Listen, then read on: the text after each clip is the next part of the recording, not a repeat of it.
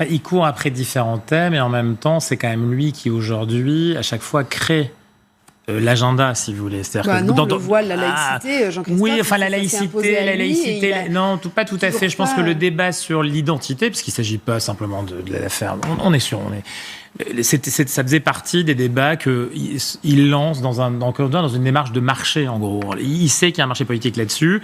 Il sait qu'il faut aussi valoriser de temps en temps sa future opposante. Alors trop fermement et trop visiblement, c'est pas bon du tout, comme M. Dauphine l'a fait. Maintenant, encore une fois, l'enjeu, par exemple, pour La République En Marche aujourd'hui, il n'est même pas la souveraineté nationale. Alors, la prochaine élection municipale, c'est la France des élus qui va être attaquée.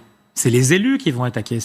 Et donc le marché politique, le prochain, qui est à court en ce moment, c'est pas M. Larcher, c'est ce qu'il représente. M. Barouin, il est le représentant de l'association des maires de France, mais pas des Français qui élisent les maires de France.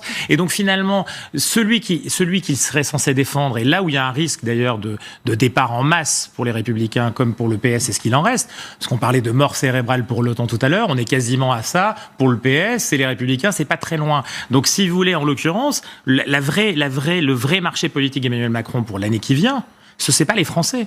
C'est pas le sondage dont on vient de parler. C'est combien je vais pouvoir prendre de troupes après le mercato, au moment du mercato post-municipal. Oui, et c'est l'installation de ce marché.